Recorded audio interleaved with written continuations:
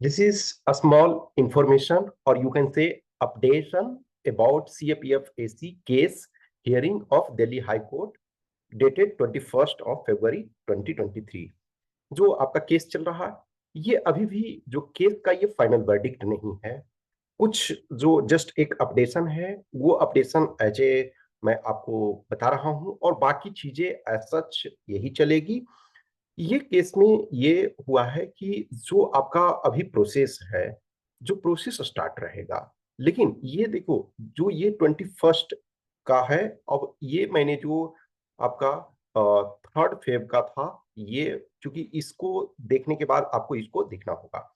तो इसमें क्या है 21st February का कि vide this application the applicants और respondent number 1, 2 and 4 are seeking clarification of para 2 of order dated 3rd of February 2023 vis-a-vis order dated 7th of October 2022।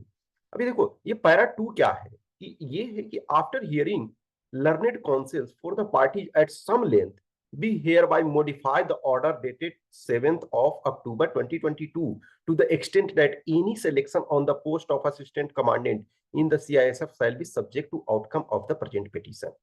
Means जो CISF के assistant commandant है, उनके recruitment को लेकर के ये केस जो है, उसका फाइनल वर्डिक्ट जब आएगा तो उसके संबंध में चीजें चेंज हो सकती है।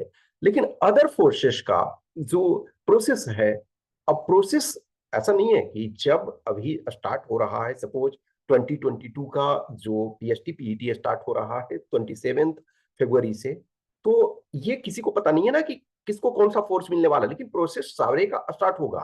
बट फाइनली जो उनका सीट्स होंगे, नंबर ऑफ सीट्स का घटेगा बढ़ेगा, ये जो सारी चीजें होंगी वो फाइनल वर्डिक्ट के बाद आएगा।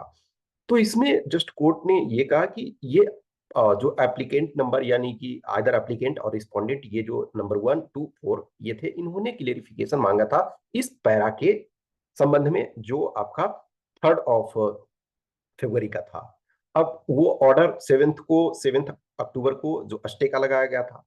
तो इसमें पॉइंट नंबर 2 कहता है कि in view of the order dated 3rd of February 2023 no further clarification is required. यानी कोर्ट ने, ऑनरेबल कोर्ट ने Suresh Kumar Kait justice and Neena Bansal Krishna justice, इनके जो बेंच हैं 21 फरवरी को, इन्होंने कहा कि जो इसमें फर्दर एक्सप्लेनेशन की, क्लेरिफिकेशन की रिक्वायरमेंट नहीं है। Accordingly this application is disposed of. This application is disposed of, इसका ये मतलब नहीं है कि केस फाइनल हो गया। ये जो क्लियरिफिकेशन के लिए जो ऑर्डर जो मांगे गए कोर्ट से परमिशन, एक तरह से कि आप इस पैरा को एक्सप्लेन करें, यानी कि इस पर जो प्रॉपर क्लियरिफिकेशन दें, वो डिस्पोज्ड हो गया है। और फाइनल वर्डिक्ट का जब भी आएगा, देखो जब फाइनल वर्डिक्ट आता है तो आपके वो जजमेंट जो होते हैं, बड़े से डॉक्यूमेंट होते हैं, मल्टीपल पेजेस, उसमें आप शुरू से केस में क्या क्या सारी सिचुएशंस हुई हैं तो वो सभी रहेंगे। तो जो प्रोसेस है वो आपका रिक्रूटमेंट का वो चलेगा। अब ज्वाइनिंग वगैरह का होप सो कि उसके भी जो एटलीस्ट 2020 वाले बैच हैं, होप कि उनका करेंगे। फिर चूंकि जिनका अब सिलेक्शन हो चुका है एज ए असिस्टेंट कमांडेंट के तौर पे, तो आप उनको तो ये ट्रेनिंग करवाओगे, उनको ज्वाइनिंग करवाओगे। अब सीट्स जो अरेंजमेंट होंगे सपोज, तो वो फ्यूचर जो वैकेंसीज वगैरह होंगे वो उसमें डिसाइड किया जाएगा। Okay, so this was just a small updation. Okay, और जिनका भी पीएचडी पीईटी है, आप अपना करते रहें, और इंटरव्यू का भी यूपीएससी को स्लॉट्स जैसे ही अवेलेबल होते हैं, वो आपके फ्री होते हैं, वो कंडक्ट कराया जाएगा 21 वाले बैच का। Okay, thank you.